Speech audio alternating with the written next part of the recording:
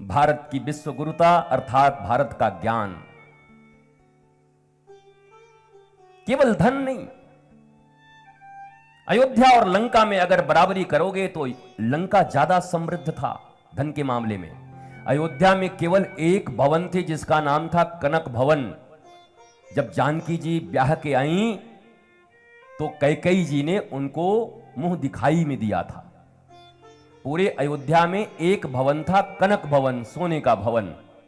पर लंका में स्वीपर का घर भी सोने का ही था, कॉमोड भी सोने के थे। Gold everywhere, gold gold gold gold gold, pure gold. तो अयोध्या और लंका में अगर समृद्ध ढूंढोगे इकोनॉमी के रूप से तो लंका बहुत आगे था अयोध्या से।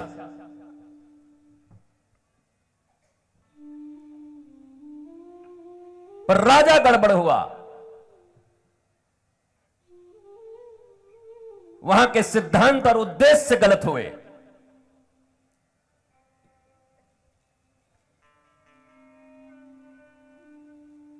कनक भवन आज भी विराजमान है और 500 वर्षों के बाद पुनः प्रभु श्री राम का वो भव्य और दिव्य मंदिर बन करके चारों तरफ विश्व में लहरा रहा है। लोग दर्शन करने के लिए जा रहे हैं, पर लंका का ठिकाना नहीं है। उस लंका का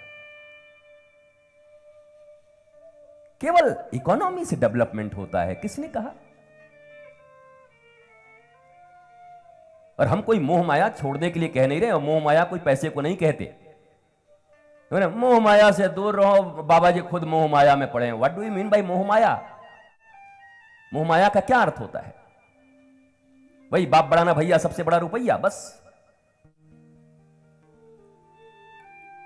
मोह क्या, आसक्ति क्या, माया क्या? क्या कभी तुमने पढ़ा है स्वयं? इसके पुस्तक, इसके शास्त्र मिले तुम्हें? कहीं ट्यूशन लिया, अपने बच्चे को कराया? बहुत सारे माता पिता को तो यह भी पता नहीं कि बच्चा क्या पढ़ता है।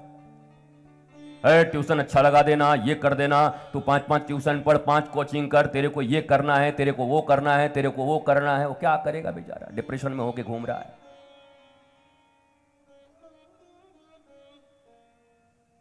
हमारी सैलरी उससे कम है, हमारा पैकेज उससे कम है। गरीबी और दरिद्रता में बड़ा अंतर होता है। गरीब तो सुदामा भी थे, दरिद्र नहीं थे। जो था वो पर्याप्त मानते थे। जो प्राप्त है वो पर्याप्त है, नहीं तो सर्वत्र दुख व्याप्त है। जो उनके पास था, बड़ा है, गोविंद हैं, दाल रोटी चल रही है, सब ठीक है। जरा सोचो, एक मनुष्य का जीवन 4 आश्रमों में बांटा गया, ब्रह्मचर्य, गृहस्थ, वानप्रस्थ, संन्यस्त। अगर सनातन धर्म की बात करते हो, सनातन संस्कृति की बात करते हो, धर्म की जय कहते हो, तो इतना भी तो ज्ञान तुम्हें रखना पड़ेगा कि केवल जय जय ही करते रहोगे। आता कुछ नहीं, जय। काय बात का जय? कल ही मैंने बताया, जय उसी का होगा जो हनुमान होगा। जय हनुमान ज्ञान गुण सागर। जय उसी की होगी जिसने अपने अहंकार का त्याग किया होगा। हनुमान अपने मान का मर्दन किया होगा और ज्ञान से जुड़ा होगा। जय हनुमान ज्ञान, और उस ज्ञान के बल पे उसे गुण मिला होगा। एक एक वर्ड्स को जोड़ो हनुमान चालीसा का। हनुमान चालीसा सबसे छोटा ग्रंथ है, पर एक एक शब्द ही एटम बॉम्ब। एटम बहुत बड़ा होता है क्या? एटम अणु तो सबसे छोटा होता है, पर काम तो बहुत बड़ा होता है। तो ये हनुमान चालीसा एटम की तरह है, एटॉमिक एनर्जी, उससे भी बड़ा।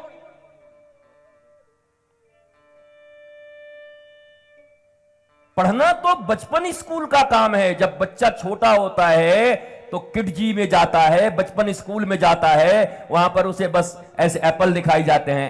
एप्पल मिट्टी के पैरट, ये सब दिखाए जाते हैं, उनको सिखाए जाते हैं। हनुमान चालीसा हनुमान जी का शब्द विग्रह है।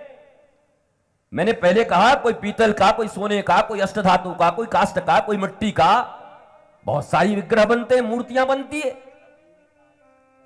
तो हनुमान जी का शब्द विग्रह कौन सा है? बोला हनुमान चालीसा उनका शब्द विग्रह है। साक्षात हनुमान जी हनुमान चालीसा के रूप में, सुंदर कांड में साक्षात हनुमान जी हैं।